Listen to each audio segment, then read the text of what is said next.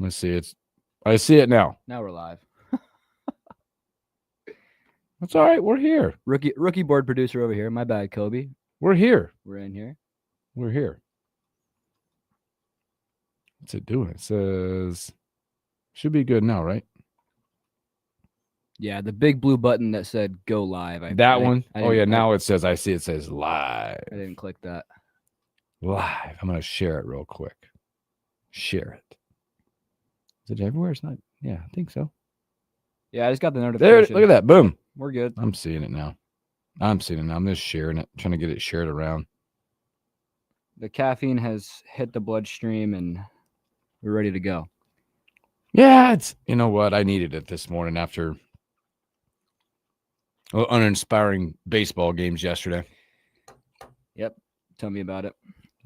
But you're in that time of the year, which really it's the grind. Like even if you have we talk about the dog days of summer, this is the dog days for youth baseball. Mm-hmm. You know, they're grinding towards.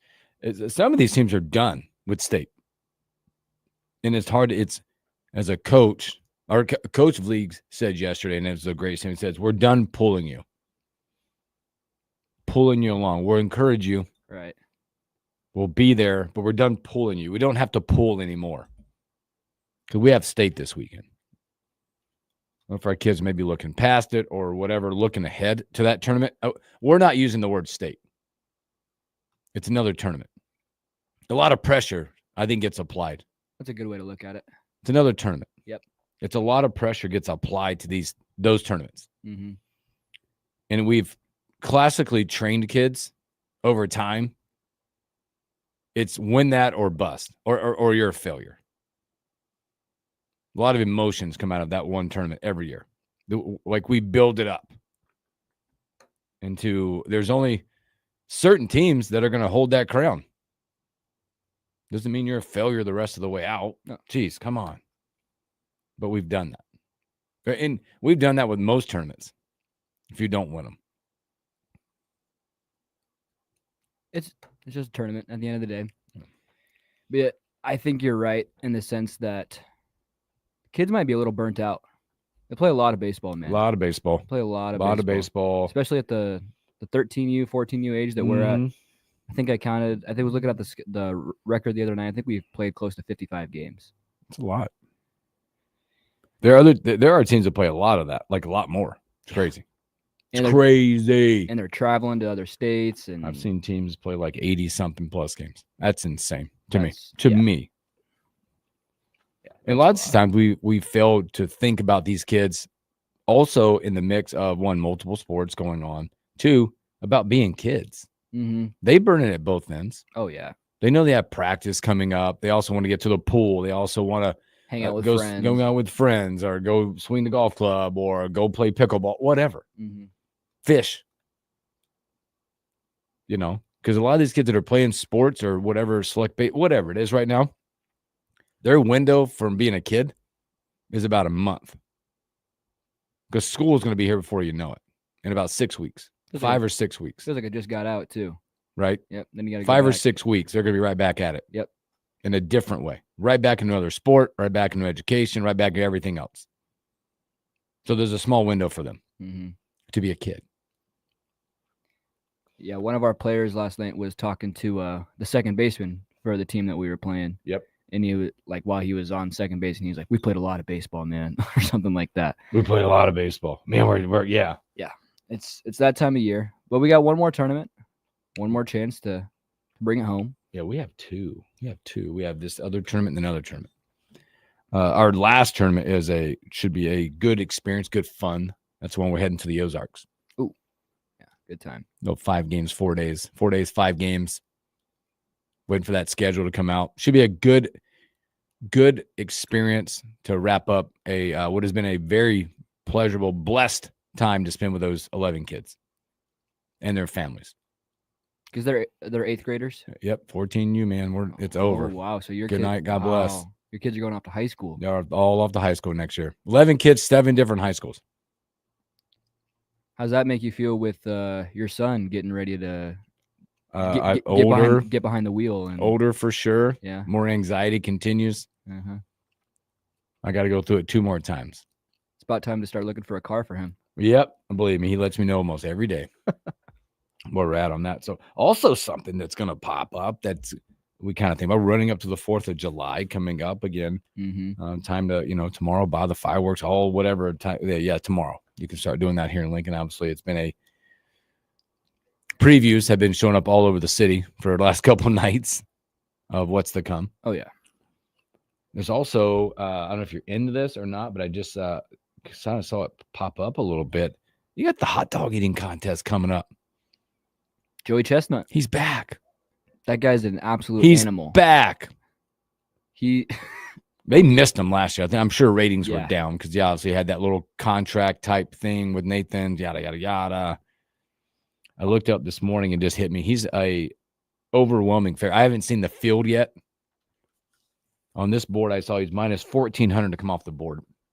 Coming off the board, minus 1,400. I want to see what his record is. Any idea on what the number of hot dogs you're saying he's going to eat, what the over-under is right now? Yeah, that's what I'm looking for. I have it. Oh. The number. If you can you can go out and bet it right now. What's the time limit? Like how many hot dogs in how many minutes? I don't know. What is the minute? I don't even know what the minutes are. 4, 5, 6, I don't even know. 10? 5 minutes, how many hot dogs?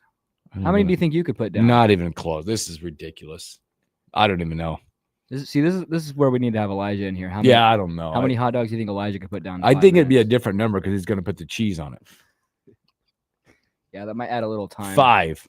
Putting nacho cheese. You know how filling that stuff is? 5.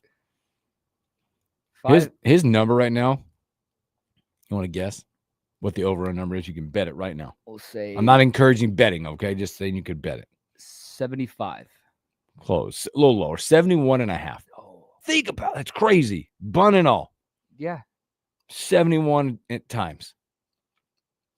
It's kind of incredible to watch. He's like smashing them and drinking water in between. Also sick to watch. Oh, yeah. It also, yeah. I can't. I want to hear about it afterwards. I can't sit there and watch that. So do they take home like some sort of prize? Oh, I'm sure. Yeah, there's money, right? Another money involved in this? I would hope so. Yikes. I'm not into it. But I know he's back. I know it's going to be made for TV stuff. Boy, speaking of made for TV stuff, Nebraska football recruiting right quick. How about that in the last few days? Heating up, man. Boy, yesterday they got the word. And Brian Munson kind of alluded to this for you yesterday. Wide receiver Larry Miles committed to Nebraska, 6 foot, 177-pound receiver out of Winter Garden, Florida. He chooses Nebraska over Miami, Louisville, and Pitt. How about a little Flowbraska for you? You bet. Yeah, that's what I was going to bring up. You got to be impressed with Matt Rule and his ability to create relationships and make connections. Because that pipeline to Florida, there's a lot of guys coming out of there that they're seeing their buddies come and they're like, hey, you know what? I might check out what's going on in Nebraska. Yeah. It's just pretty cool stuff. There's a lot of peer recruiting going on too. Miles, great connection with Trey Taylor as he'll be coming to Lincoln as well. You start to look at this. For me, you start to look at, yesterday we mentioned the 500-mile radius. Okay. What that encompasses. Because Nebraska's always talked about being within the 500 miles. They've had to expand that. I was going to say, yeah. NIL, whatever. With NIL and the transfer portal, it's going to widen out, obviously. The class right now, if you look at some of where they're getting them from right now, there aren't many within the boundaries. You got 2 out of Florida, 2 out of Georgia, 1 come out of Arizona, California, Illinois, Louisiana, Mississippi. Got 1 Nebraska, North Carolina, South Dakota. That's your state breakdown right now of the class. So what are we up to? About 11 guys in that class? He just made the 12th in the class. Which is actually 12. Which is actually pretty small compared to other Big Ten teams. Yes, and I think you're going to see that a lot coming up, though. Mm-hmm. Especially as you move towards roster limits. Right. 105 as a creep towards that. You got to be a little more conservative. Yes. Yep. A little more conservative, a little more because you got to cross the high school kid with the transfer portal kid. Right. Do you want to develop a freshman or do you want to bring in a guy that has SEC Big Ten experience? But Larry Miles. Boy, big time. Athlete. If you want to use the phrase that they've used before, and if you look at what they've done in this class, from the breakdown of positions wise, They got 12 in the class. There's 10 on the offensive side of the football. 10 on that side of the football. Was it 2 or 3 on the offensive line? And they got 2 yesterday. Let's see here. Ainsworth. 4. They've dropped 4 on the offensive line in this upcoming class. Yeah. 4. I guess you can see what they're targeting and what their focus is. Yeah. All gas, no brakes. That's where Matt Rule has been right now. Justin, what's up? He said, I heard the meal at Slim solidified the commitment for Larry Miles. I mean, for real. Well, he only took 1 visit. So I think that says a lot about the culture and what these guys see when they come in. They come in here on a recruiting visit. For a guy to only take 1 visit and be like, wow. You know what I mean? Mm-hmm. So it's good stuff for Nebraska, man. It shows a lot of what Rule is building here. Not just from the recruiting side, but then when guys actually come in and the culture that he's trying to build, it's a great combo of what they've done. You hear a lot. Munson talked about this. If you read a lot of their articles and stuff come out, it talks about the culture. Again, there is let's not get it twisted. We know it's rev share, NIL, facilities, but then you talk about the camaraderie, the culture, what Coach Rule is doing, the family type atmosphere that they're feeling, right? And you start to hear rumblings of this is a player-led team now, right? It's a big movement. Now, we all know this. We got all this great stuff happening, all these great commitments happening. Let's go back to the brass, right to the bottom of it. What's got to equate? Still got to see it on the field. Wins. Got to get wins. Yep. Oh, this is great. But coming up, win, baby. You can bring all the talent in that you want. If you go 3-9, if you go 4-8, win. It's all for nothing. I have a buddy of mine that is a big time Husker fan, has been since he went to college here. And that's all he gets. He's like, I don't really care who's coming, what's going on. I need to see wins. And you can be excited about it. Yeah, absolutely. But still, when it comes down to it, what are we going to see on the field? Yep. His thing is always about, we've got talent. But they haven't played a snap of college football yet. What does that look like? Correct. Right. And it's a unique environment for college football because of these kids coming in. How many of these kids also from the I want to play right away situation out there? How does that all work out? And you say we have talent. In today's world of college football, guess what? Everybody has talent. Yep. There's going to be talent everywhere. So, like you said, bring in all the talent you want. Figure out a way to score more points than the other team. That's right. Yep. Win by 1. Dr. Dayton Todd would tell you that all the time. We will win by 1. When we come up and as we get progressively further into this close of the season, we break down games. Dr. Dayton Todd as always, and we predict scores for fun. Win by 1. Don't care. 70-69. Who cares? Yeah. Win by 1. Ooh. So, all right, good stuff. Let's take our first break. We're going to come back, flip it up a little bit. We will talk coaching hot seats coming up in a little bit about where they're at, who's on that seat. But free agency hasn't disappointed for a lot of teams. Maybe it's disappointed for yours. A little bit. We'll talk about that and a whole lot more when we return.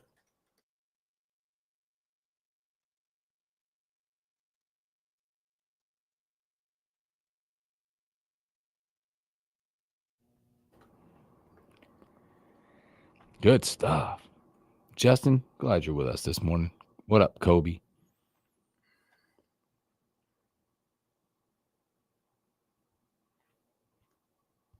Gotta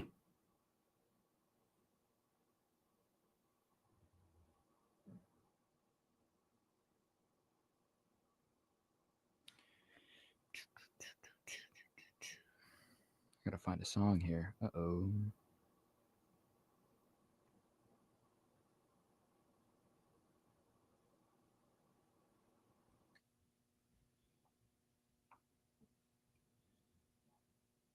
My God, baby. Boom.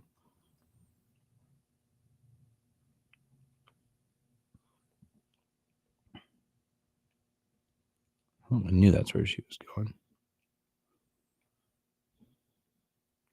I think I'm finally going to get out on the course and swing the clubs next week. Go do it. You see, it's also time for us. Yeah. Time for us. My my roommate has been wanting to get into golfing, Mm-hmm. and so he just bought a pair of clubs off of Facebook Marketplace. So he was like, "We got to go out." I was like, "Yeah, let's do it." Dude. Those things are burning a hole in your pocket now. Once you already got them, you got to go swing them. Oh yeah.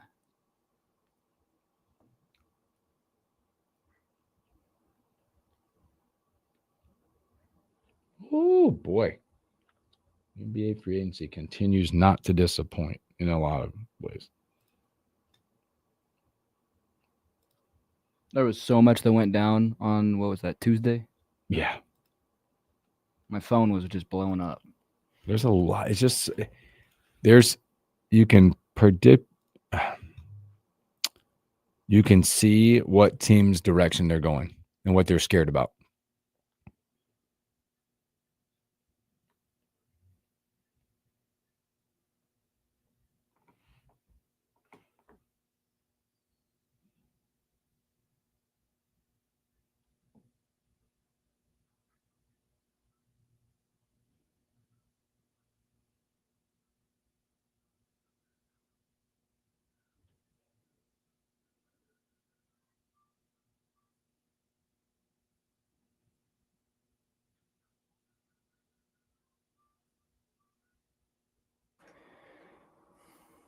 Wow.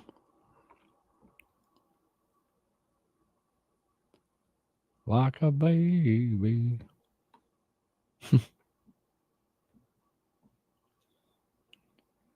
Let's see. All right, coming back. All right, let's go.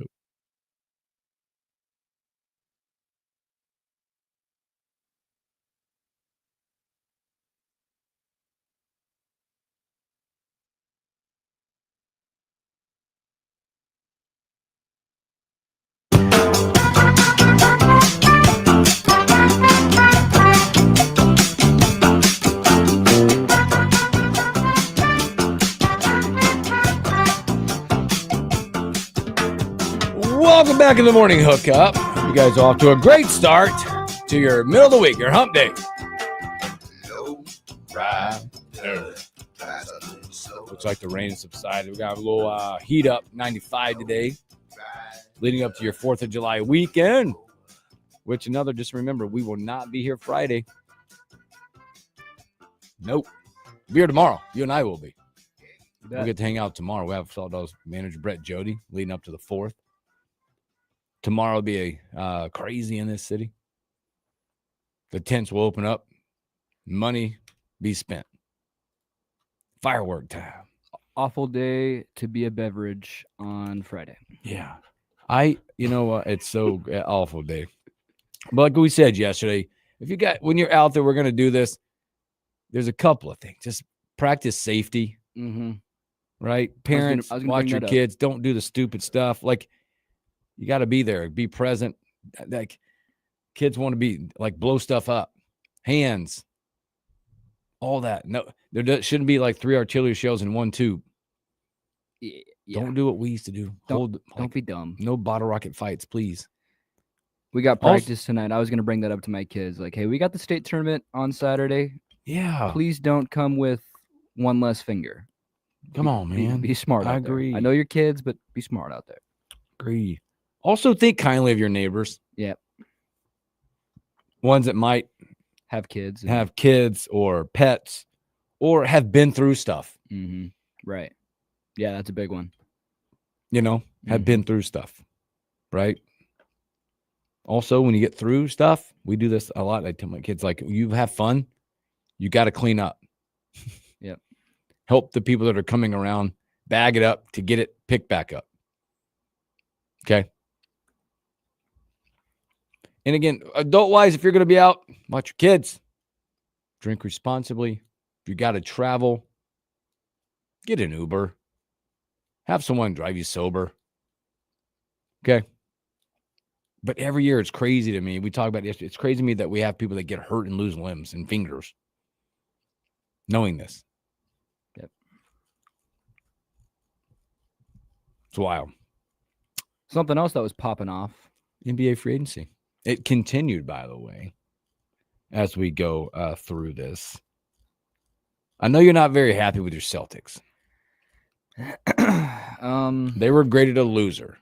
Yeah, I'm not happy, but I did see it coming, unfortunately. When Tatum got injured and just with the rules of the salary cap and the second apron and all that, we saw it coming. I think you've seen the 3 teams we talked about. It's happening to them. Yep. One team I think is tried to make a move. We'll see how it works out. It's funny. Your Celtics, right? Tatum out. What do we do? What's the window like? You're in a world of Tatum's probably out for the year, maybe back in. Probably the year. Let's just say he's out for the year. Yeah. What do you do? What's that mantra? You look at Indiana right now. Tyreek's probably out for the year. Yep. And you saw what they did yesterday. Miles Turner moves on. The Bucks get him. Now the Bucks made the move with Dame and Turner. It's an interesting one because he's probably out as well. But it looks like they tried to do something. Reports are Giannis is not very pleased with the dumping of Dame. Because he's the guy that's sitting back waiting. He hasn't. They got to do this right to keep him around. How do you feel about Giannis saying he's not happy about it? Because, I don't know, like, Dame's going to be out the whole year. It's tough. The NBA is a really cutthroat business. And from the Bucks' perspective, no, it's the Bucks made the right move. Exactly, but I think it's the way it went down. It's just tough, and it's a little bit cold. Yes, but it's a business. Exactly, business is business. I think originally the thought was it was a sign-in trade. I think when you hear that he got waived, change that because he had 2 years left on a $113 million contract. He's gonna. I mean, at some point, seeing where he's at. But I think the waiving part threw a lot of people off versus a sign-in trade. It's just a little tough because Dame's a guy that tried to play through a blood clot and a calf strain, and he tried to go to bat for your franchise, and then he has a torn Achilles, and you let him go. But at the same time, like we said, business is business, man. From the Bucks' perspective, they made the right move. You got to do what you got to do. I think a lot of this from Giannis stems back to maybe feels, and again, these stars, for whatever reason or case, feel like they should be in the know of everything. And maybe they should be hinted at it. Goes back to Drew Holiday, and they traded him out of there after the championship. He claimed he didn't know. His tweet yesterday said mood 100%, and the caption in there says, "I don't know what's going on right now, man."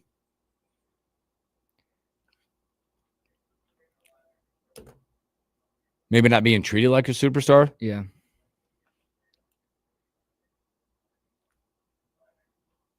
But I don't know. I don't really know what to make of it.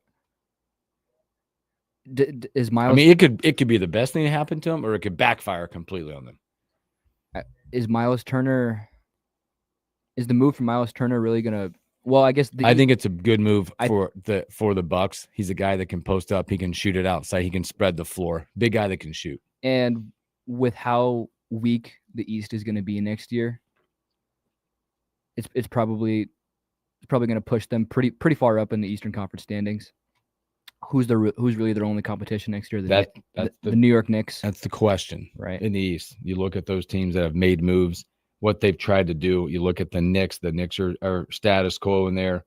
You look at Atlanta has made some nice moves to bolster their roster. Yes, they have. Out there. Oh, yeah. I forgot about that. They do have a great. You look back and see what the Pistons have done. Mm-hmm. They just signed. Oh, God, who they just signed? They just signed. Was it Duncan Robinson they just added? Yep. That's a nice piece that they've added.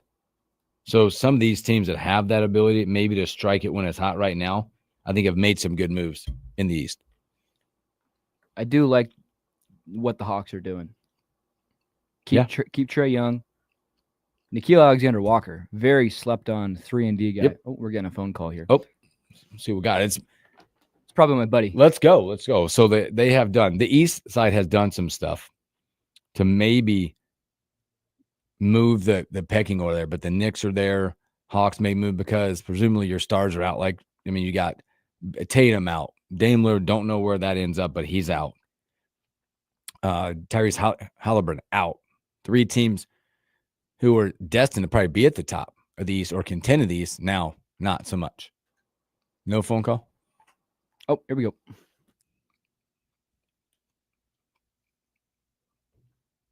This will be good stuff. Let's see what we got. Who we got? For the news, nice hat, YZ. Lisa, what's up? People in town do not care. Kobe, the ridicule people on Facebook that complain. Yeah. Lisa says, nice hat. That's my mom. Welcome. Oh, that's your mom? Hi, Mom. Welcome, Mom, to the show. She said, nice hat. Thanks, Mom. Welcome to the show. First time, long time. We got my friend Kayvon coming up. Good morning. You're on the morning hookup. What's up? Hello. Hello. Good morning. Good morning. Talk to the us. morning hookup. Good morning. Good morning. Good morning. How are you, wonderful people, this morning? We're great, my man. How are you? I'm beautiful, beautiful. I just have a question for you about all this free agency stuff. Where do you think Giannis will be getting traded? Whew. I tell you what, I just mentioned this earlier that I think he has a hold on that thing. I think he's sitting back waiting to see what the Bucks do. He has enough star power to force that. Yeah. Right? Like I think these superstars have turned into quasi GMs a lot. Mm-hmm. And I think it's on edge with him right now. So if he deems that they don't think they've done enough, I could see it. I could see the forcement happening. Because that East is wild. The East is going to be wild. We talked about this a little bit. The East is crazy right now because of all the stars that are hurt, that are out for the year. Yeah, it's going to be. I don't even know the Pistons. I have the Pistons coming out, honestly. Ooh, they've done some nice things in the offseason and coming off what they did last year versus the year before that. Yeah, but no one's going to beat my Thunder, unfortunately. Oh, they've built it back, haven't they? Yes, sir. Yes, sir. My other question for you is SGA, Finals MVP, regular season MVP, scoring title. Where do you rank him in an all-time list right now? Ooh, for point guards. I got to think about that's a good one. All time. We can go current. Starting with like Curry. Current. Yes, sir. Man. Top 15. Top 15? I'll take it. I'll go 15 in the current world. Like right now, I think what SGA needs to continue, like he is a superstar. He's emerged as a superstar. What's the long-term repetitive nature of his game now? Like I think he just worked on that 3 ball. Yeah. I think. That's all. I mean, he's got right now, like here's where I think from an SGA perspective, and I think this is what the greats did in their eras of whatever great you want to talk about in their eras. That West is so tough. That West is going to be tough, right? And the Thunder are at the top of that class. If you can win consistently in a tough West like that, think about Jordan when he was in the East. Like he just won the East. And they were tough. Yeah, he's the king of the East. Yes. Honestly. Can you take that over and do that? Because you've seen Curry and the Warriors do that for years. Can SGA continue to put that team on his back and do that? That'll, to me, my personal opinion, that'll define legacy. Yeah, I love it. He just re-signed, so he's going to be there for 6 years. Yeah, boy, talking about striking gold. How about striking it? You have a year where you win the title, Finals MVP. You are the MVP of the league, and you're in a contract. Kaboom. Yeah, man. Beautiful for him. So every game he plays, he earns $1 million, which is bonkers to me. Yeah, if you see that contract in last year, it's like what? Isn't it like close to $80 million in the last year or in the last couple years? Yeah. It's wild. Yes, sir. It's wild. That's why money is getting crazy. Mm-hmm. But the only thing that scares me about this Thunder team is that second apron. What the Celtics are going through is genuinely like terrifying for me because I don't want to see the Thunder go through that. I was just going to ask you, what do you think about my Celtics for next year? What's their ceiling and what's like a realistic outlook for their season? Their ceiling, second round. I don't know what you guys are going to do without Tatum. I love Tatum, man. He was like, I don't know, honestly.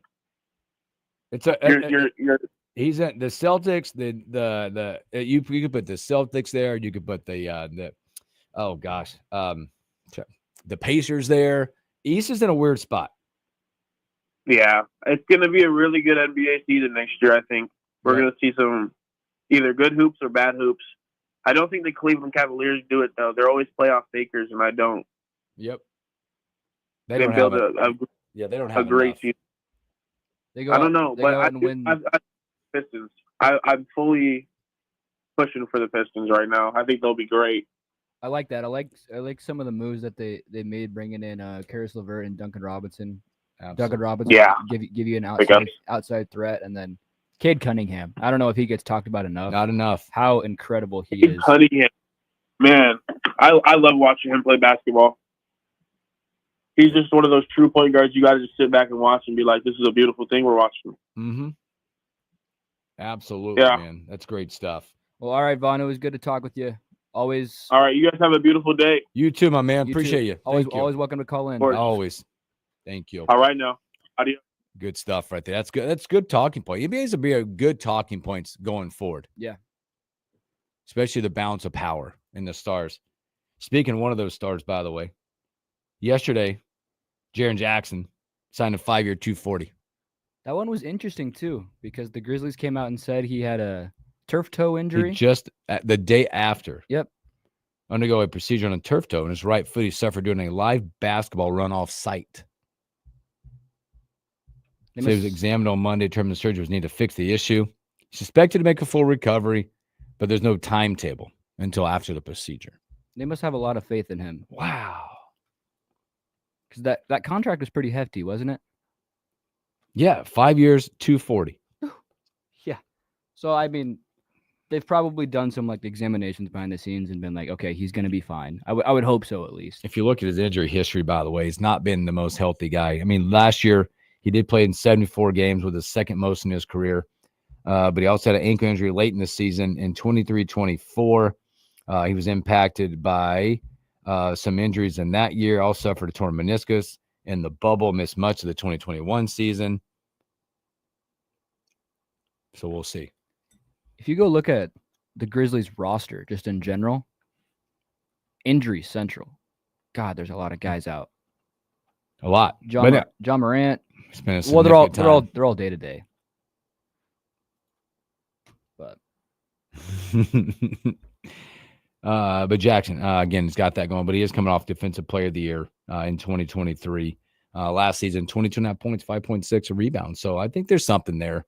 With that. Oh yeah. Boy, it's just an ever-turning world in the NBA, isn't it?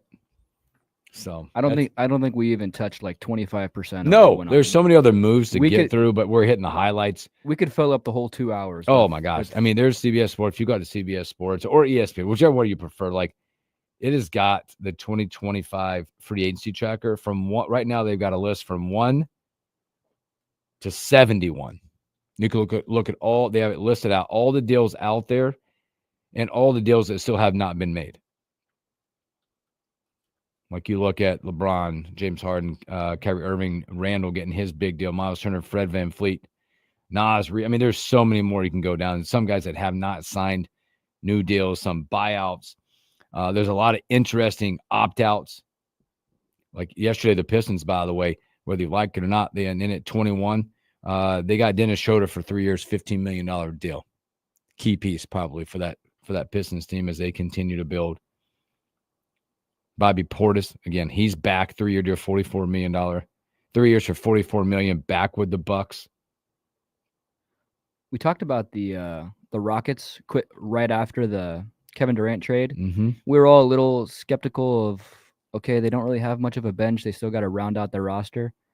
I think it's pretty clear now that they're in win now mode. They're in a 2-year window, if that. They're going for it. They're with the signing of Clint Capella for 3 years for $21.5 million. I'll give you a nice big man in the middle there. How about the Mavs? The Mavs continue their run. They got D'Lo yesterday for 2 years for $13 million. The Mavs are scary. That I really like that. The balance of power in the West is amazing. There's no kidding. I mean, you look at other moves out there. The Hawks. I mean, Luke Kennard, 1 year, $11 million deal. Been one of the best 3-point shooters out there in the league. Quickly here. Yep. What do you think about LeBron? I think what's he going is. on in LA? I don't know, man. I think he's put him in a bad spot. I think this tripped the trigger of the Lakers. I mean, you got guys like Austin Reeves making his way out, opting out, and they've been sitting doing nothing. They have not improved. No. I mean, they tried to get Brooke Lopez, missed on Brooke Lopez. I mean, they're down to only a couple of guys. Like, if you look at from the big man spot, because they're not very big. Like, DeAndre Ayton's out there.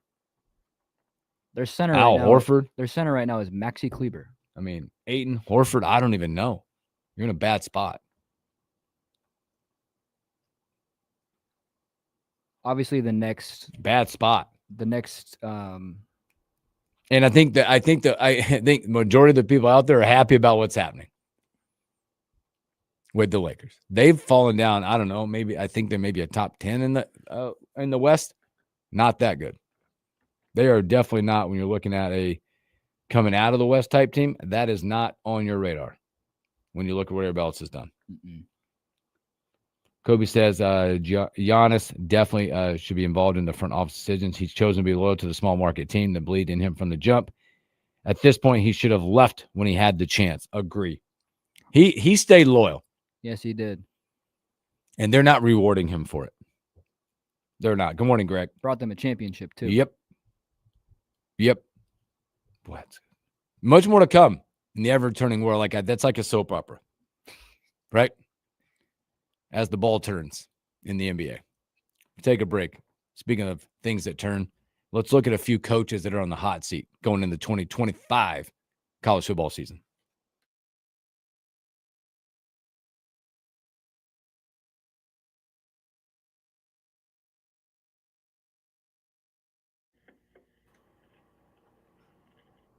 I'm going to call my kid right quick.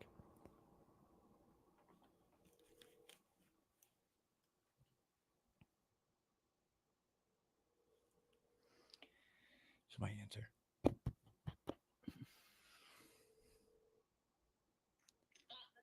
Okay, you got it. Okay, all right. I don't even know if Ty's even awake yet. No juice. All right. Thanks, buddy. Talk to you soon. Yeah. Love you. Bye.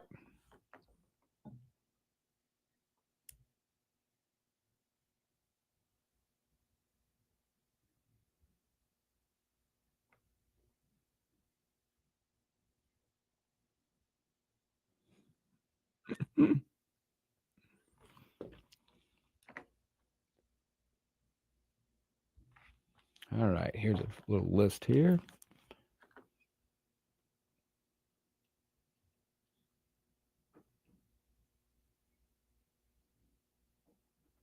We'll bring up a few of these guys. Are interesting takes on a few coaches. We'll start here. I think this is the most prevalent, but boy, get your questions ready for Coach Williams coming up. We'll ease her into it. Hookup, welcome.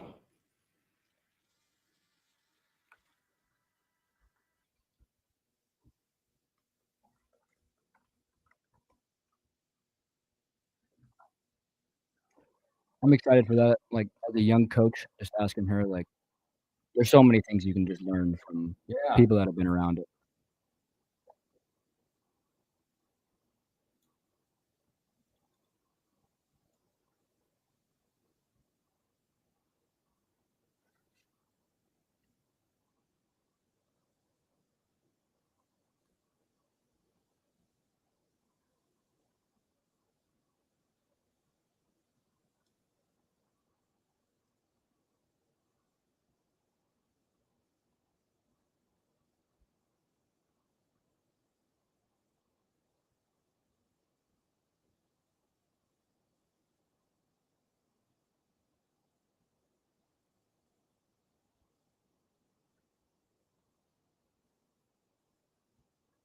After 9T, we'll give T a little jab, make sure he doesn't get us try to get Coach Williams in trouble either.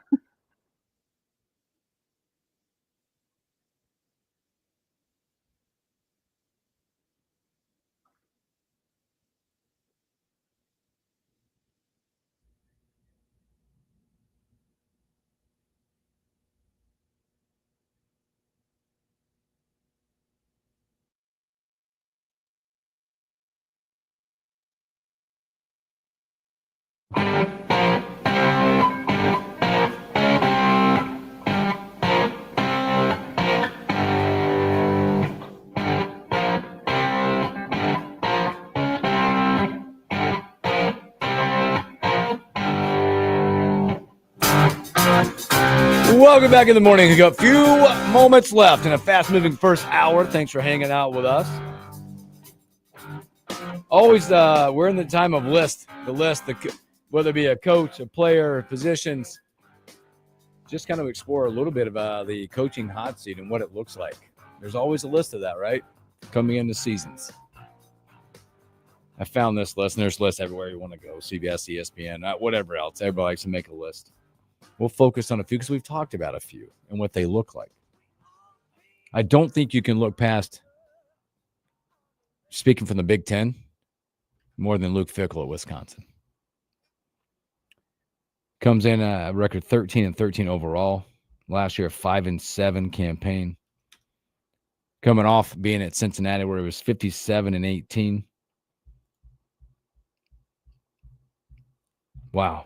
He's 12-13 over the last 2 regular seasons and hasn't defeated an FBS team that finished with more than 7 wins since becoming the full-time coach. Might have dodged a bullet with that one. At Wisconsin. There was a lot of smoke of him coming to Nebraska, possibly. Whew. Can you imagine? Not many times we've dodged a bullet. Can you imagine that after the Frost era? And going right into this? God. Here's what he's got to navigate in year 3, by the way. Boy, this is going to be something special. Alabama, Michigan, Ohio State, Oregon, Indiana, and Washington. Turbulent times in Wisconsin. Another season like that. He has yet, I think from his perspective, he has yet to, I guess, what do you want to say? Like, navigate the waters to be more like Wisconsin. Mm-hmm. And he hasn't found the right mix of consistency. They don't have an identity, in my opinion. Yeah, we talked about that a little bit on the show because before he got there, Wisconsin, I mean, you always knew who Wisconsin's running back was. Yep. Every single year. Now, he came in and they wanted to transition into sort of an air raid style, and then it didn't work out. And then they wanted to go back to that Wisconsin identity. And it just hasn't worked out. They brought in guys like Graham Mertz, and I thought he was going to be a lot better than what he was, and it just, I don't know. It's just been completely off. It's interesting. They'll be out navigating some rough waters. Who else we got on the list? Number 1 on this list, but I'm just kind of navigating some of the Big Ten. But number 1, if you're looking at from the perspective of I'd say a powerhouse program, no further than Oklahoma's Brent Venables. As the move 22-17 with the school, 6-7 last year. Now you got to remember coming off where Bob Stoops and Lincoln Riley combined went 246-58 over 23 seasons. That's a win percentage of over 810 to be correct. This is one to me. It was the move to the Big Ten. The SEC. Not quite having your roster where it needed to be. I can agree. And just with the culture that Oklahoma has, what he has done there is not going to cut it. No. And those fans are not going to take that. No. And piggyback that with, by the way, because there was another team that's a rivalry of them that crossed the lines at the same time. Yep. That has had tons of success, which those are big bullseye on your program. That's Texas. Texas has had success in the SEC thus far. Yep. Oklahoma has not. Seeing that ain't going to help. What he is trying to do this year, this is kind of, I don't know if it's desperate measures at times, because you get in those situations, you got to transfer a quarterback. hoping to help that. I think he needs at least 8 wins. That's what the 8 to 9 wins might calm the waters. He's also taking the defense over. Going to be calling his defense. We know he's a defensive guy. Spent millions of years at Clemson with Dabo. I was just going to say, yeah, incredible defensive coordinator. Just hasn't put it all together as a head coach so far. Other one, by the way, that they're kind of throwing out there on the list, if whether you believe it or not, he's 26-14 at his school, 7-6 last year. This is the grass isn't always greener on the other side approach. That's Lincoln Riley, USC. That's a big one for me. He won 11. Remember this. When he got there, it was hot, hot, hot. He won 11 games in his first year. Mm-hmm. Digressed absolute since then. 8-5. That was 8-5 with a Heisman Trophy winner and Caleb Williams, and then went 7-6 in his initial the Big Ten. That's the point right there. You had the number 1 overall pick and Heisman Trophy winner in Caleb Williams, and you went 8-5. Now, granted, that defense was atrocious, but still, think about what you had on that team and the success that you had. There's a lot of other names on this list that we can navigate to look at. Mike Locksley, Maryland, Big Ten school, 33-41, 4-8 last year. A team that we're going to see, by the way, Scott Satterfield's Cincinnati Bearcats. How about that? Maybe we can help that aid him throughout the door. Oh, yeah. Come that Thursday night down in Kansas City. So, all right, good stuff. Let's take a break. You get a chance to refill your coffee, reset when we return hour number 2 of the morning hookup.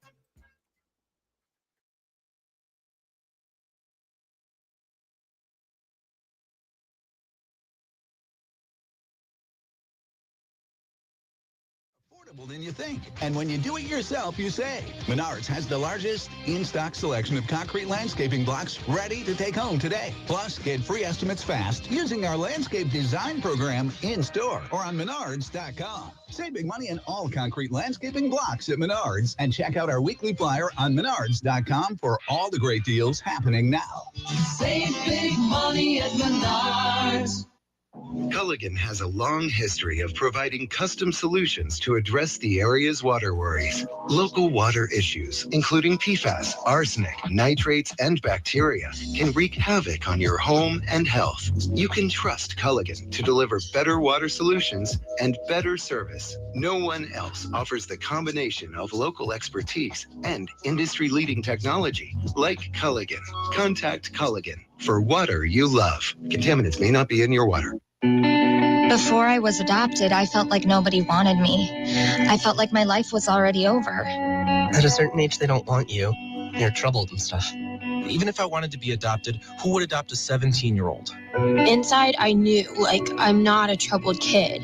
I know what I'm in for, why I'm here. My biggest fear was that I would age out and not know how to be sufficient on my own. I had nightmares every single day at my birth mom's house. It was just really scary for me living there. I was scared, I was lost, and I felt hopeless. I felt like, don't I deserve to feel happy and loved? I just wish I'd gotten adopted sooner. Unfortunately, the number of children waiting to be adopted from foster care is on the rise. The Dave Thomas Foundation for Adoption is the only public nonprofit charity in the U.S. focused exclusively on foster care adoption. You can help. Go to davethomasfoundation.org to learn more. Find what you love what you find. A Total Wine and More. There's so much waiting for you. Spirits and beer, thousands of wine. Guys in the know and prices so low, it just might blow your mind. You're gonna find what you love and love what you find. With curbside pickup and delivery available, you'll always find what you love, only at Total Wine and More. Drink responsibly, B21.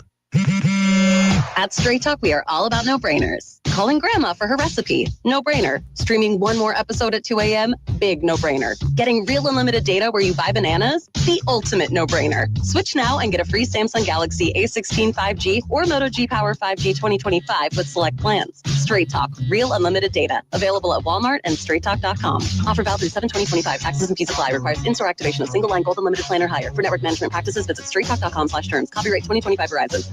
Find what you love what you find. A Total Wine and More. There's so much waiting for you. Spirits and beer, thousands of wine. Guys in the know, and prices so low, it just might blow your mind. You're gonna find what you love and love what you find. With curbside pickup and delivery available, you'll always find what you love, only at Total Wine & More. Drink responsibly, B21. Ever tried balancing a dozen eggs in one hand while hopping on one foot? Or maybe juggling cats while riding the unicycle? Sounds ridiculous, right? But guess what? That's exactly what texting while driving is like. Your human brain only has the capacity to focus on one thing at a time. So when you're behind the wheel, give driving your undivided attention. Don't drive distracted. A message brought to you by the National Highway Traffic Safety Administration, Project Yellow Light, and the Ad Council. Lincoln's local news, talk, sports, and weather station. FM 101.5, 1240 AM, KFOR, and KFRX HD3, Lincoln.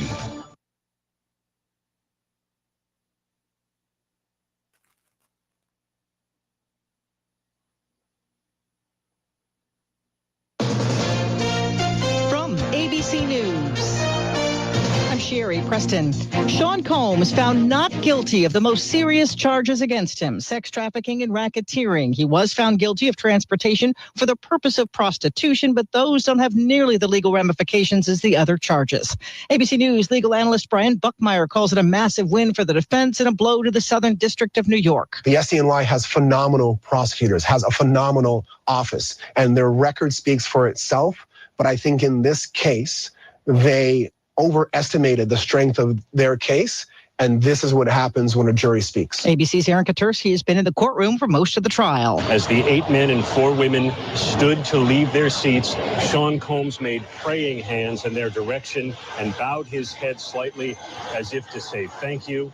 When the outcome was read aloud in court, Combs put his hands in the air and looked to the ceiling, clearly taking this as a win that he was acquitted on the most serious charges he faced. Combs could be leaving custody as early as today.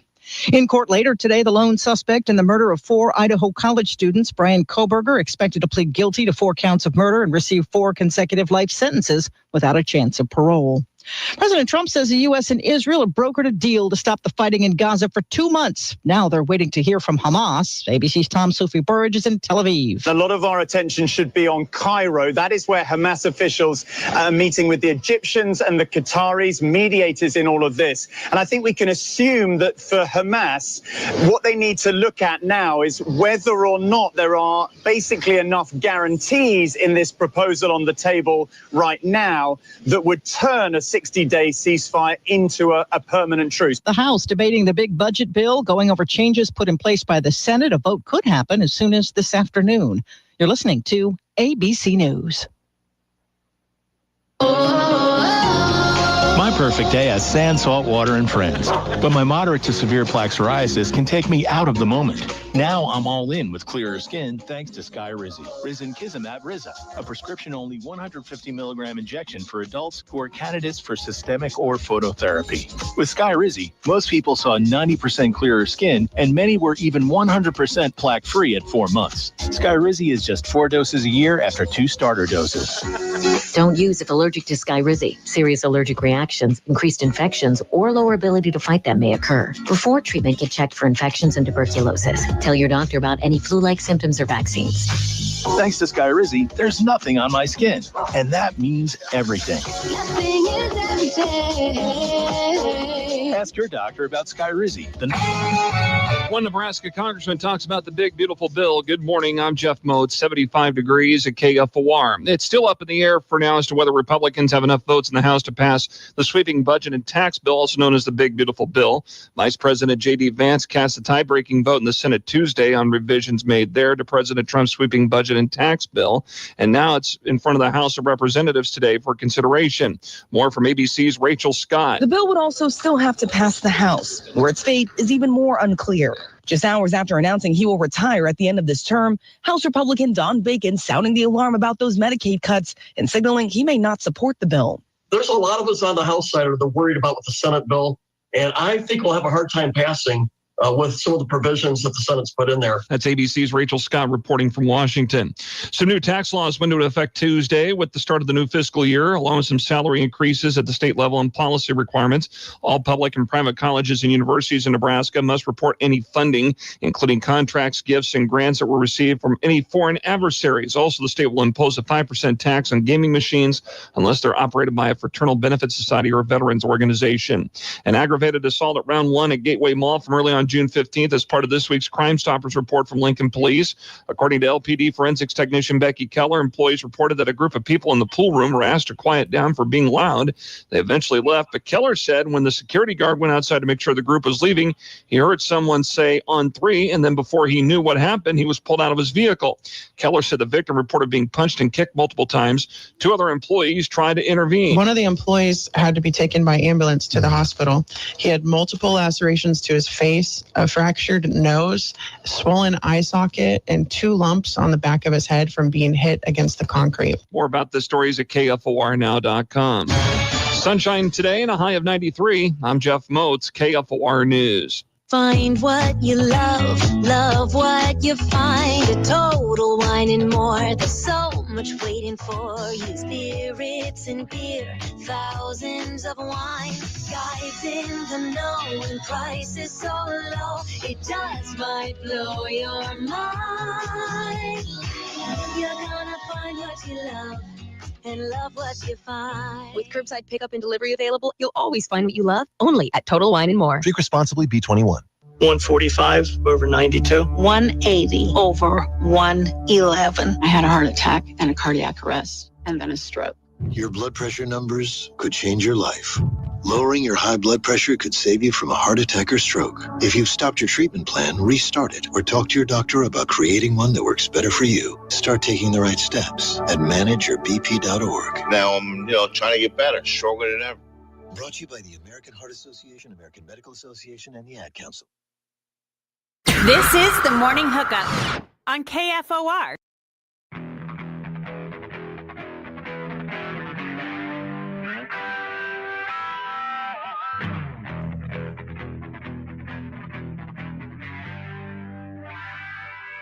Welcome back to the Morning Hookup, hour number 2. Here we go. Coming up in about 10, 15 minutes. Henry T. Buchanan, Coach Amy Williams will join this show and a whole lot more. If you have questions for Coach Williams, send them into the chat. We'd love to ask her those, as we say, hard-hitting questions. Boy, there was catastrophe yesterday. It's unfortunate. One of the greatest halftime shows ever yesterday. Yes, I did see that. Had a fall. Shook the world. Chink in the armor. Like, Red Panda? How could it be? She fell off the unicycle. Got hurt. I hope she's doing okay, by the way. I'm not making fun of it. Like, hope she's, scary moment. At some point, it had to happen, though. No. Well, I've not failed saying, to believe that. Not saying that I wanted it to happen, but it's just like, she's so incredible at what she does. The panda. I was surprised that this hadn't happened sooner. Because how in the world does she do that? I don't know. But it's like it's one thing for disaster to strike when she misses a bowl. Or it's one thing that, you heard at one point, like her luggage didn't make it. Like the unicycle and the bowls. What do you do at that point? I can't imagine the crowd. Obviously it was a scary moment. But it's the panda. Right? Have you ever seen her live? Yes. She's been at PBA. Oh, really? Yes. Yeah, I've only ever seen it like in videos and stuff. And I'm like, oh my God. I can't even ride a unicycle, let alone. Oh, I don't even have a chance. Let alone balance bowls on my head and toss them and catch them. Like, what are you talking about? I have zero chance. I really didn't ride a bike when I was young. Well, I grew up in Charlotte, major city. Mm-hmm. Not a lot of, big neighborhoods, lots of traffic. We didn't have them. And I didn't really like them. Just to be honest. But man, I saw that. There's some video out there now. It's just, man, She's a legend, though. absolute legend. I just couldn't imagine what the crowd was thinking yesterday. It was like, oh no. Yeah, what do you do? Just watching that from the crowd, like, I don't know. oh God, it got taken away from you. Hope she's okay. Like, I see she get wheeled out on a wheelchair. Yeah. Oh man. Again, sad, scary stuff. Speedy recovery to the goat, Red Panda. Boy, you read something that kind of scared you, didn't it? During the break? Yeah, well, you got a little scared. I think you like, don't buy the fool's gold. Like, what do you do if that happens?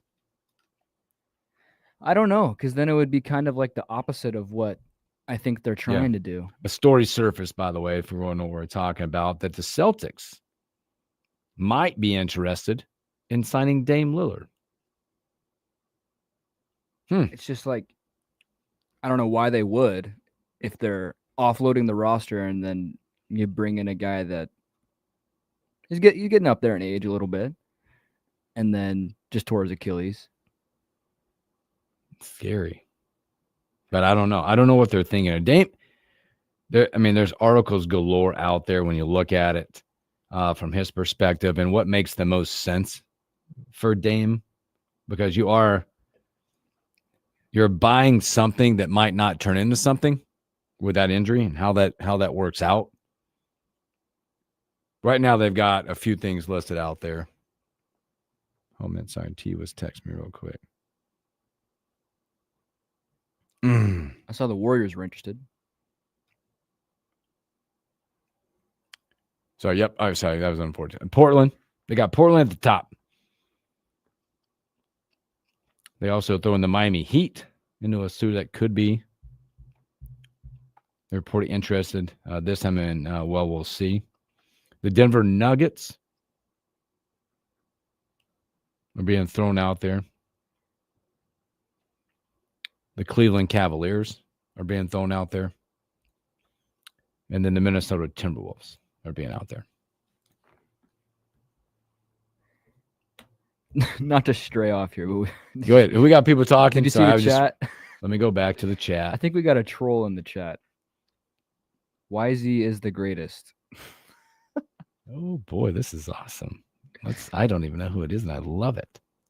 Man, that is a old. Yeah, what's your favorite dish?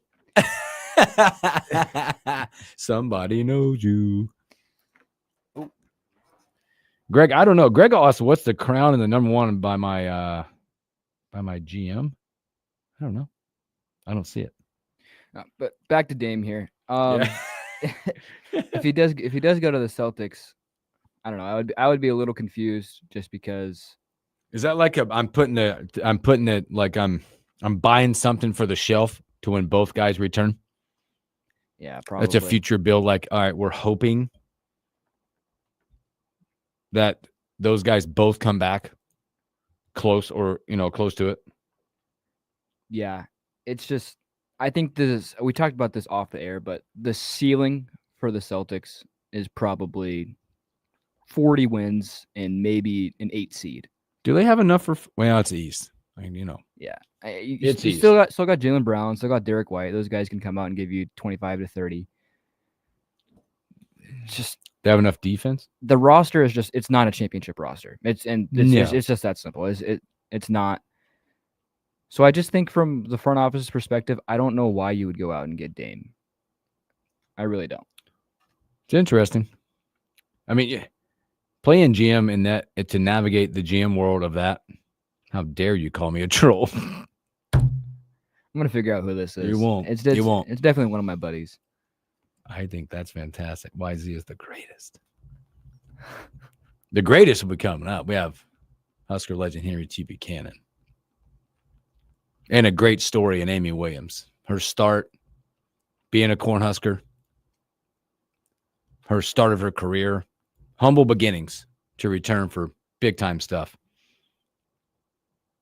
Greg, what's Greg asking? I don't know. Justin thinks he saw Amita at Runza. Justin, you're the best, man. T's got the link, right? I have not sent it over to Okay, him. we're gonna send it to him too. We'll get you the link, man. He sent me some news, man. Dang it. We'll probably talk about that and shout out.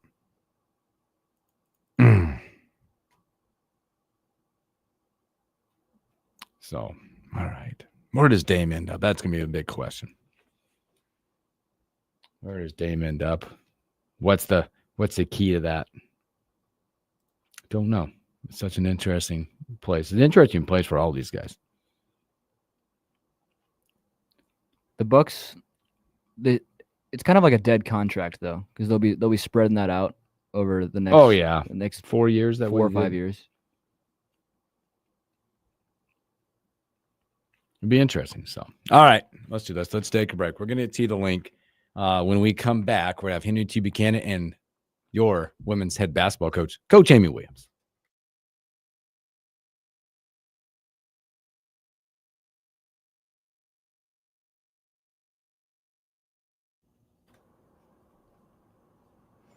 God, I just don't know what to talk about. What's that? I just don't know what to talk about.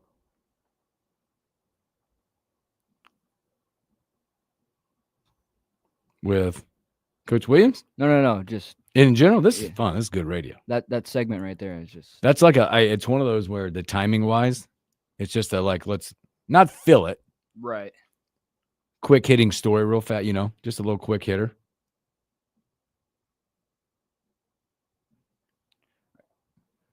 I'm gonna call her right now. Okay, we'll get her. And then T, you sent T the link. They love the stash, by the way. This is fantastic. Did you send it to him? No, I don't have the ability to send the link. Do you know his email? Oh, I think I got it. It probably just pops up in there, doesn't it? Yeah.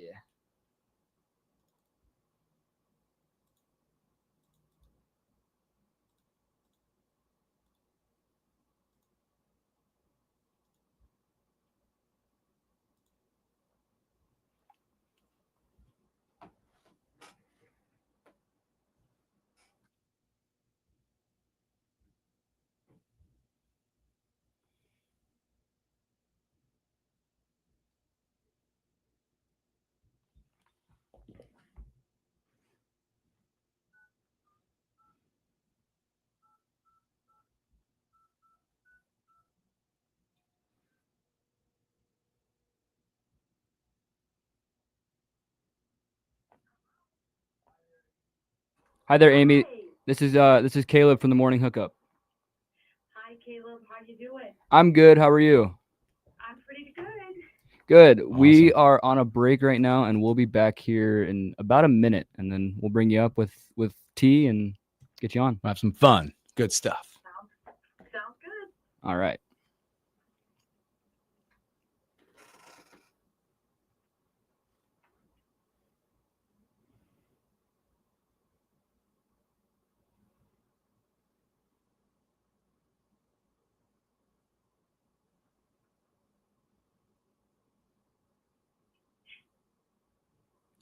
T's got it now, right? There he is. What's up, fellas? What? Listen, you gonna show off the guns today? You take my shirt off? Hey, man, it's 113 out here today, this week. That's all right. Who's supposed to get a 130? I think it's supposed to get a 116 at some point. This is going to cool down a little bit. All right, here we go. Coming back. All right. Scoot up. No, scoot up.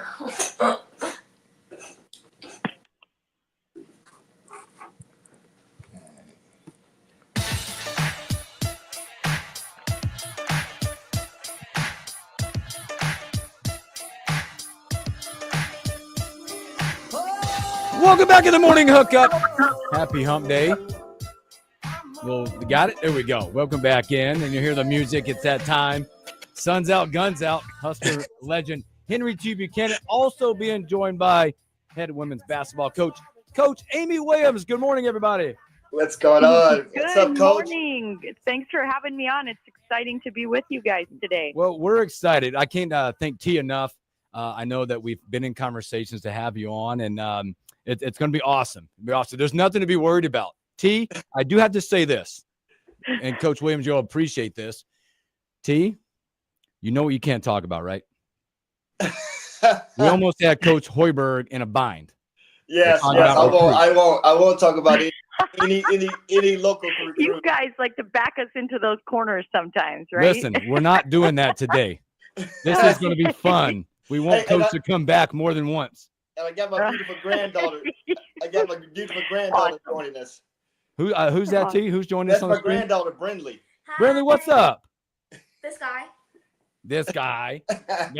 Look at that. Boy, I know you don't fall far from the tree with that guy beside you. So we're in the welcome to the morning hookup. We've got Henry T. Buchanan. We got Coach Amy Williams. Coach, well, thanks for hanging out with us. Again, we're going to just have a lot of fun talking some hoops and all that stuff. I want to go back and talk about your journey. Obviously, being at Nebraska, playing for the Cornhuskers, that journey which led you back to here. But I'm really interested in the humble beginnings of your first stop becoming a head coach. There is so much intrigue of that. You started your journey. Rogers State. Talk about that and how that journey getting there and becoming that first female coach to do that and the humble beginnings to who you are today at Nebraska. Yes. Well, it's sometimes I pinch myself. I can't believe that all of those things have led me back to my dream job, being back at Nebraska, where I was very fortunate to be able to play. But that first head coaching job, just a very, very unique opportunity to be the head coach at a university that was just starting athletics for the first time. And so, I'd been an assistant coach for 9 years. I had interviewed for several head coaching jobs. I kept hearing, you're a really good coach, but you don't have any head coaching experience. And I was like, I know, and I'm never going to get any if you keep telling me that.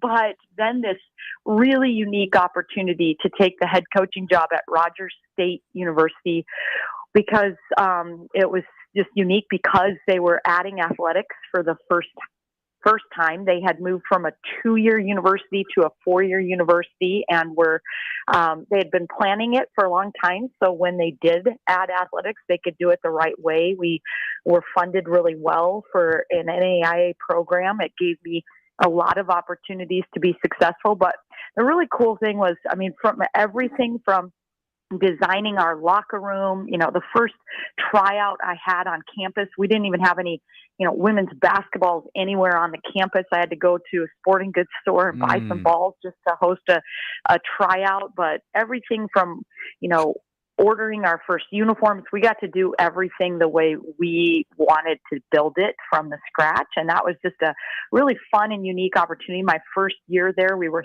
13 and 18, and I thought maybe my very best head coaching job ever with, just a few months to try to build an entire roster and to be able to win 13 games. But then in year 2, we flipped that and went 18 and 14. And then by the time I was in my 5th year there at Rogers State, we were in the Elite 8 of the national tournament. And it led to my first ever Division I head coaching job at the University of South Dakota, which was my home state. So just really grateful for my time at Rogers State, everything that I was able to learn and work through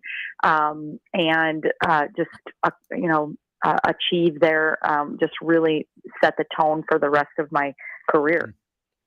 Coach, you talk a lot about your first couple of years coaching and you're getting into it. And that's where I'm at currently right now. I coach youth baseball and I'm only in my 2nd year of it. Okay. As a young coach, what are some things you could give me on how to develop a philosophy, building a culture, and just some of the biggest lessons you learned in your first couple of years of coaching? That's such a great question, and awesome that you're thinking along those lines. And the best thing I ever did when I left Nebraska and decided, I was a biology and math double major in college, and I thought I was going to med school, and I took my MCATs, and I was doing, an internship at St. Elizabeth's Hospital, and I was applying to schools, and I just kind of decided I wanted to coach basketball. And the best thing that I did is I went out to Nebraska Kearney, and I was a graduate assistant out there, and I worked for a really outstanding head coach in Amy Stevens, who allowed me to be involved. And, she just said, you can take from this experience as much or as little as you want. And it's just kind of always stuck with me.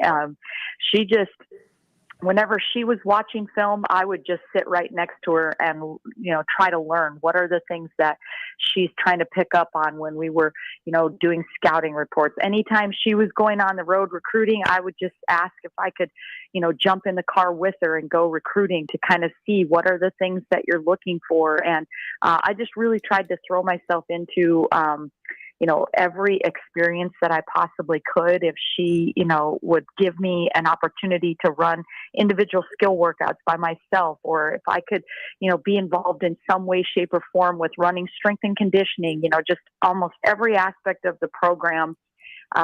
It gave me a touch on, experience of learning. And so I think that would be, my best advice for young coaches is just, be where your feet are at. But then when you're there, kind of just look for how could I throw myself into every aspect and try to learn something from the people that I'm with.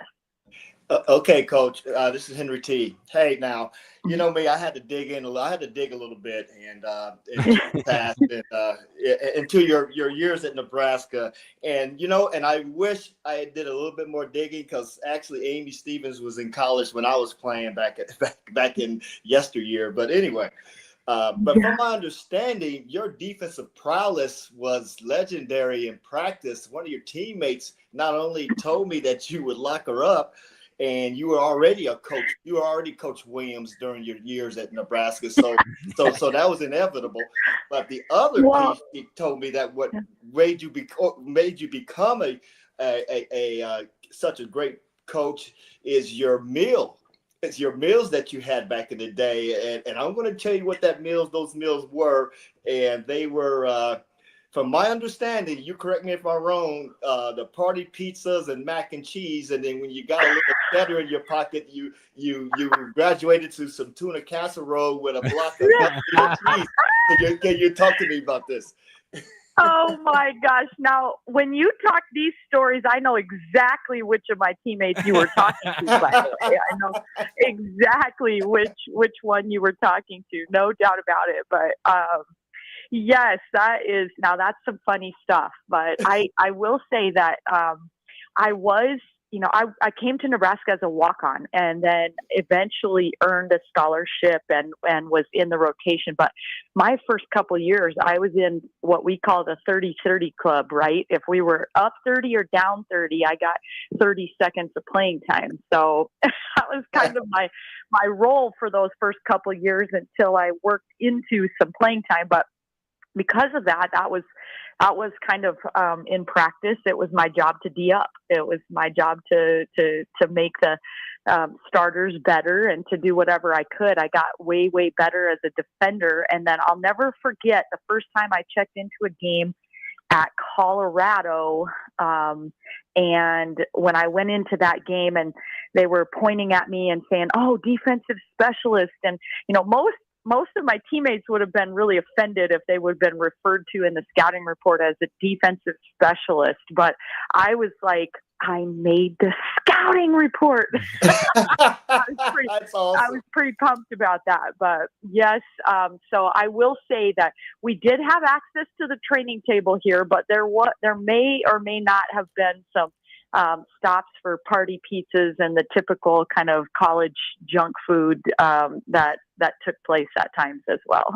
Well, Latoya wanted me to tell you hi, Latoya Dolch, and I'm pretty good friends with her and her dad Earl and those folks. But my granddaughter definitely wants to ask you a question as well.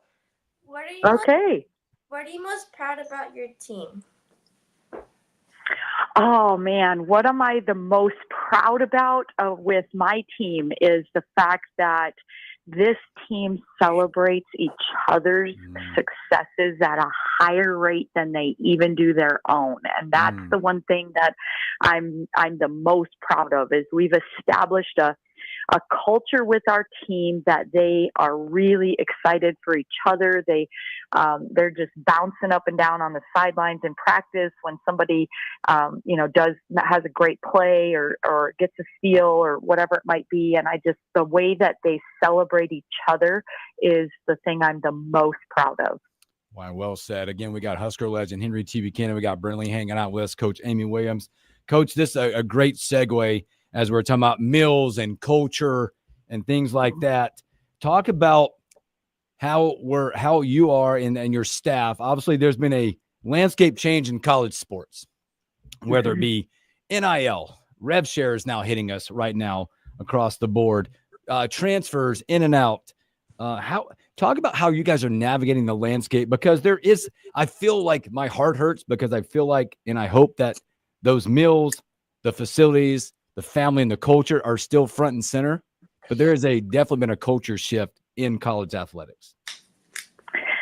Yeah, there's no doubt about that. I'm beginning my 10th season as the head coach at Nebraska, and when I came here, it was a much, much different job than it is now. There's just no doubt about it. And I'm not going to lie, there's times where I've kind of felt like the last few years it's, we're adjusting to NIL. And then as soon as you start to feel like, okay, we're kind of getting our footing underneath us with that, then wham, there's another major change. It feels sometimes like you're driving down the highway 90 miles an hour with no headlights, just kind of wondering where that next curve is going to come from. But I do feel like that the best thing about it is when you have outstanding leadership that just keeps you in the loop, and that starts from the top in the Big Ten Conference with Commissioner Petitti, and the way that, I just last week had a Zoom call with all the head coaches. I don't know how many other commissioners in the country are getting on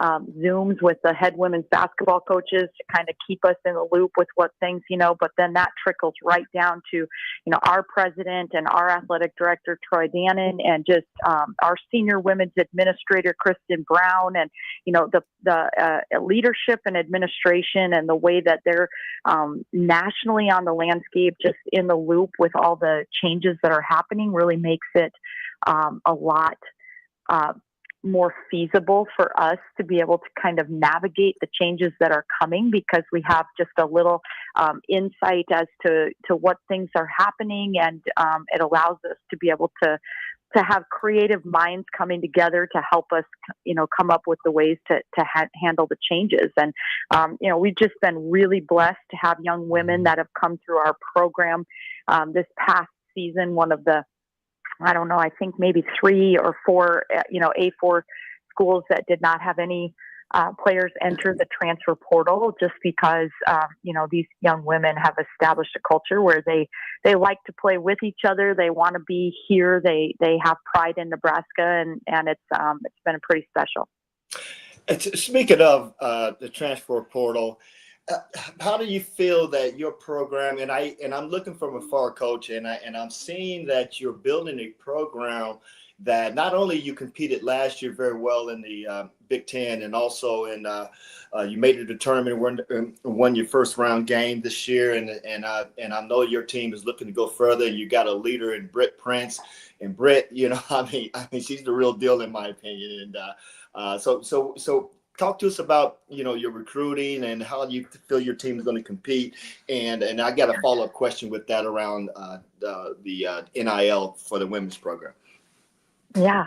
Well, I think, this past season, really, really proud of the resiliency that our team showed with, losing Natalie Potts, who was the prior year's freshman of the year in the Big Ten Conference, and we lost her 5 games into a season-ending injury. And then right after, Allison Widener had her best game probably in a Husker uniform, really helped us secure a win over Michigan State at home. Then she goes down with another season-ending injury. And I think a lot of teams, those type of significant losses would have completely derailed the season. But when you have, an anchor like an Alexis Markowski, who's just been, such a staple in our program over the last 4 years, and just she really kind of anchored us. I say all the time that her superpower was just her belief, and then her ability to get others to believe. And she just never let herself dip from, okay, yeah, we lost two really key pieces to our team, but she continued to elevate the belief in our young players, a Britt Prince, Amaya Hargrove, Petra Bozon, like just those freshmen from a year ago that really elevated their play when, down the stretch to give us the opportunities to advance in the Big Ten tournament and also to get back to that NCAA tournament. And I think, those kinds of things come from great leadership. So, there's no doubt that, we've got a hole to fill with Alexis Markowski, not just what she brought to us on the court, but everything she brought with just our culture and chemistry and belief and expectations. But we feel really excited about the young women that we've brought in here and the way they're working. And we have 4 transfers and 1 freshman coming in this year. And we just feel like they really complement those returning pieces that we're going to be able to build on, and we're just excited about that. They're working really hard this summer, and we certainly feel like we have some high expectations for ourselves heading into this upcoming season. Okay, and then my follow-up question is just around NIL. As far as university, now is the university, are we able to compete with some of our Big Ten schools from an NIL perspective?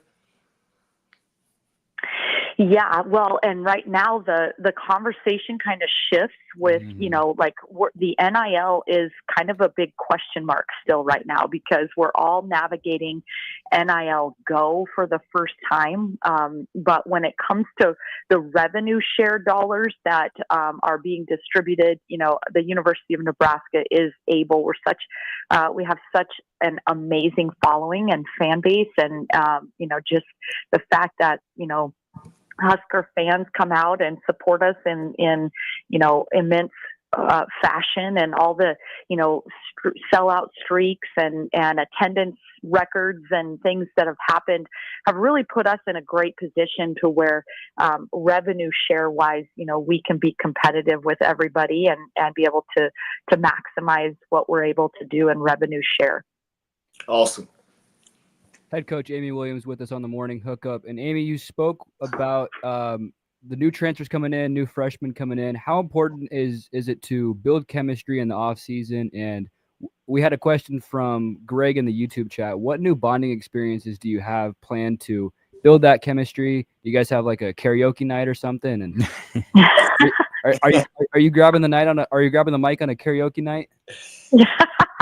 Now, I'm a huge karaoke fan, and for some reason, the girls have been kind of dragging their feet whenever I want to plan, karaoke night. They're kind of like, oh, come on, coach. Like, that's not their favorite, but I'm a huge, huge fan of that. So that's probably going to be on the docket sometime soon. But this summer, it's just such a critical time, such an important opportunity for chemistry building, culture building, establishing, the expectations. We have 5 new players coming in. It's kind of, they're all coming from either previous, our transfers coming in from previous schools, or, freshmen, where everything's just new. So I think, establishing, here's what the expectations are within our program. One thing we've done is we've implemented sister dates, and, we just give them, every couple weeks, a new teammate that's kind of their sister for the week. And then they,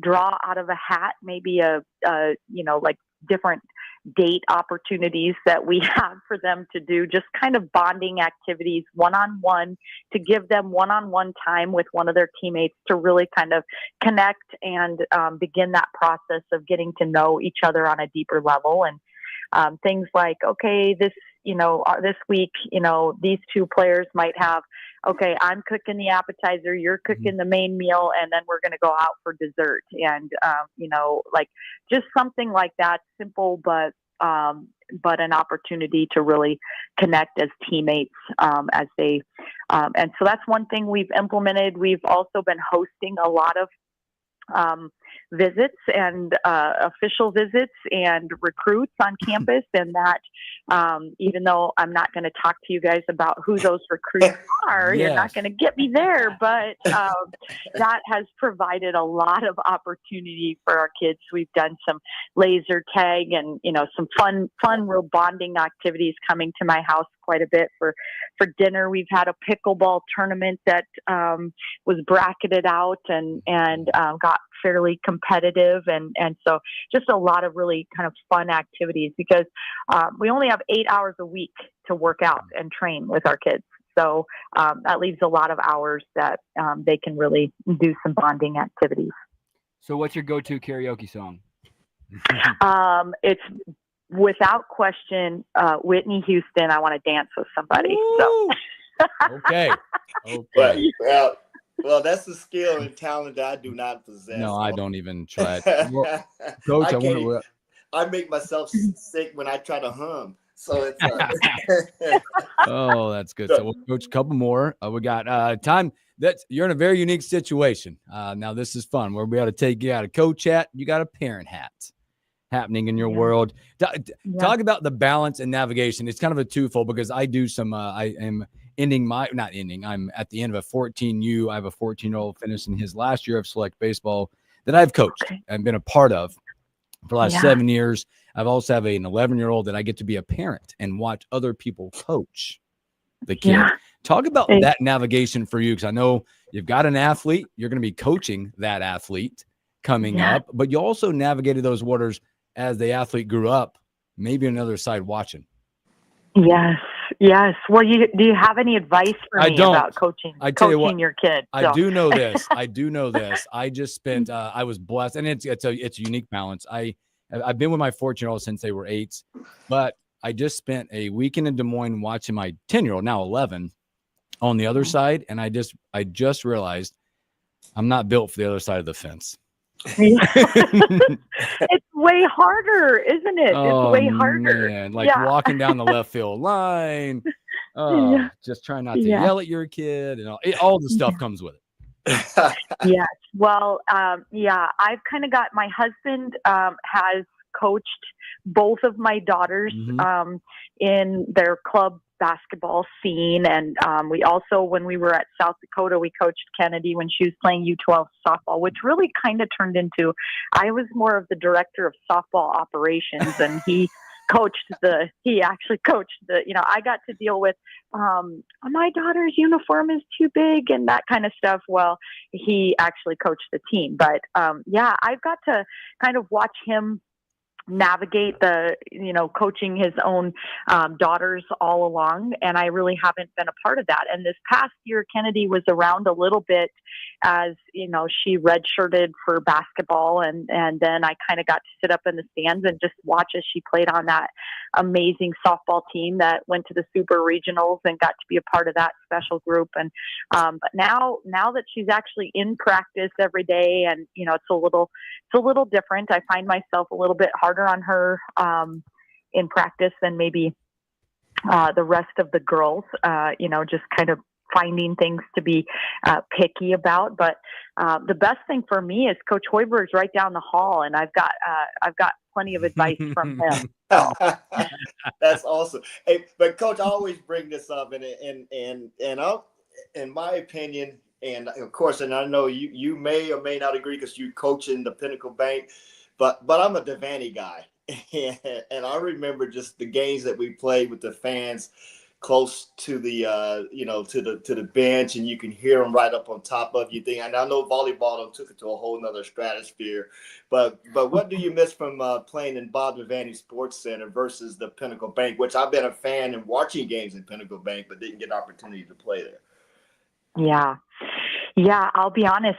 When I came back to Nebraska, first got back here, I walk into Devaney, my hands kind of start sweating a little bit because I remembered all the times they had us up running stadium stairs in there. And sometimes my memories in there, like, my hands get a little sweaty and, whatever. But man, that was just, I thought that was just the pinnacle, just the best of the best. And, just incredible memories for me, but also just what an awesome atmosphere that was created in there and still is in there with, volleyball games and such. But I mean, moving over to Pinnacle Bank Arena, I just feel like, how could you ever complain about that? It's just such an incredible venue. And I vividly remember walking Jazz Shelley through Pinnacle Bank Arena when she came through on her visit. And I'm like, we haven't sold it out for a women's basketball game yet.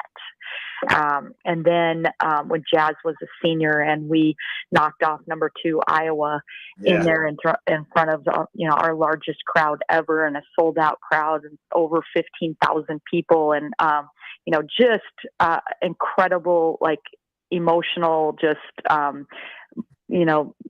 very vivid memory for me, and something that I think is kind of just indicating like how much our game is growing, but how our program has continued to grow. What an incredible fan base we have, and to play in a facility like Pinnacle Bank Arena, I feel really honored.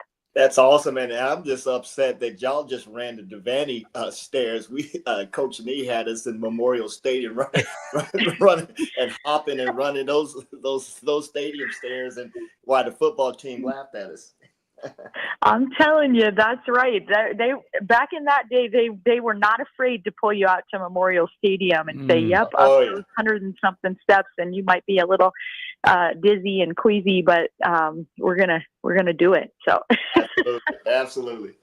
Coach, a couple more before we get you out of here. You spoke about the fans at Pinnacle Bank Arena. One thing you can say about Husker Nation is they're going to show up. What can you say about coaching in front of a crowd like that night in and night out? What does that do for your team and that home court advantage?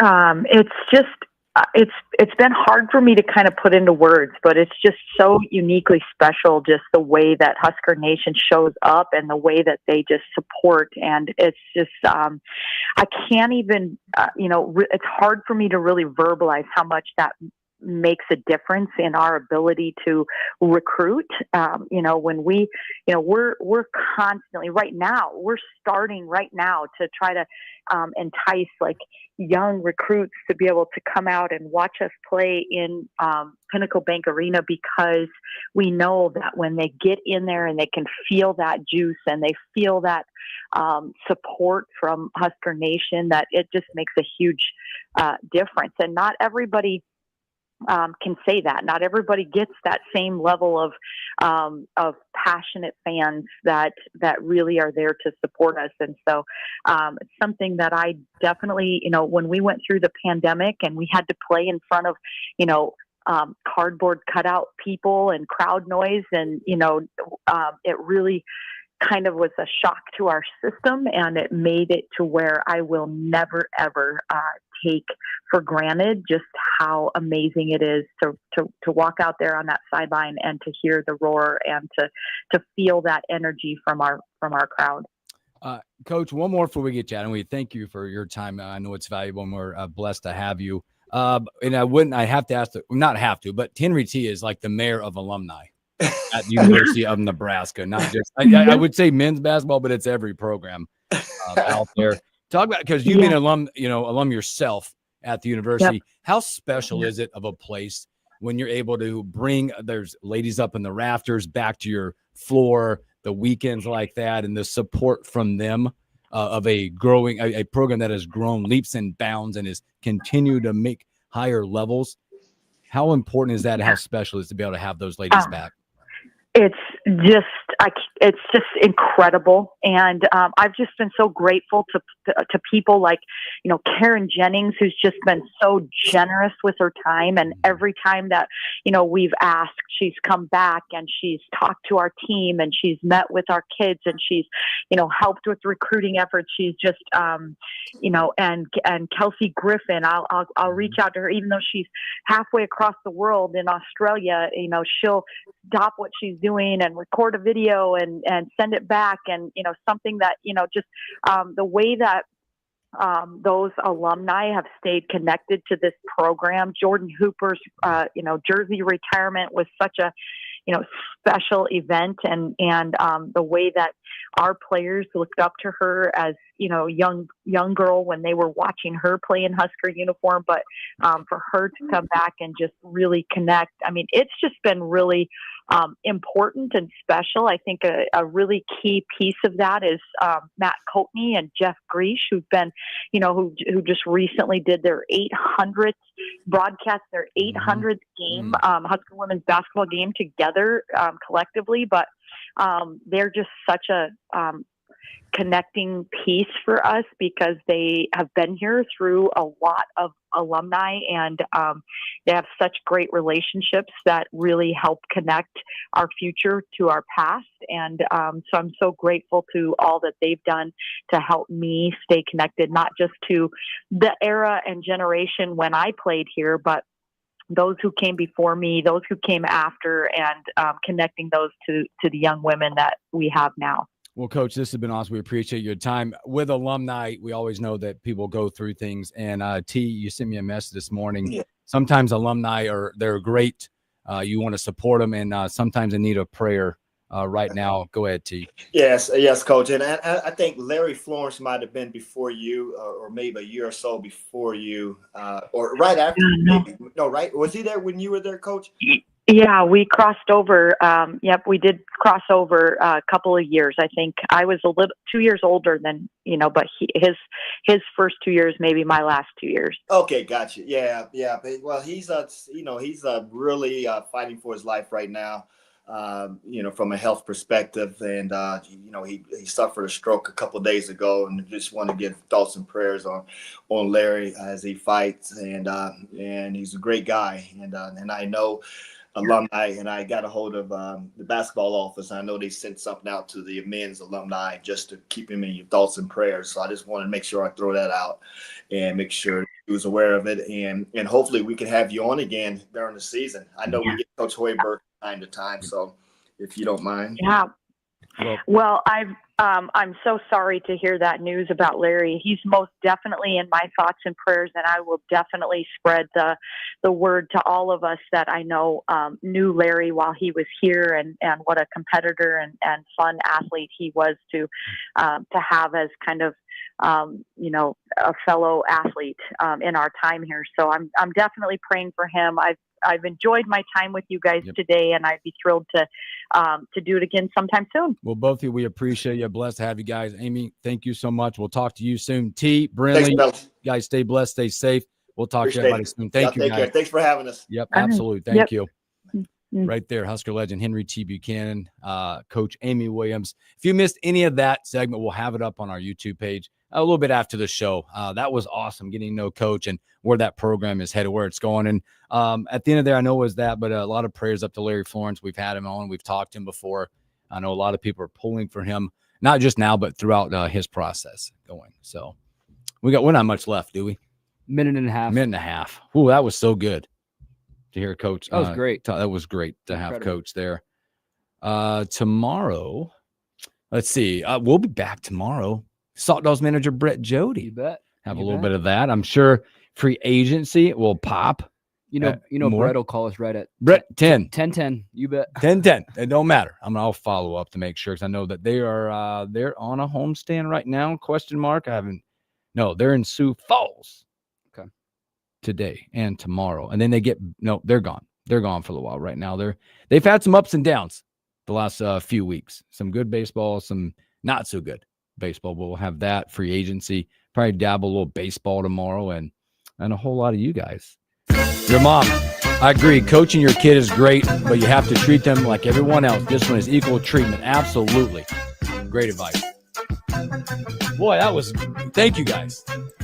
Blessed to have everybody hang out with us on a hump day and every day. Stay safe, stay blessed. Tomorrow, be safe. We'll catch you on a Thursday.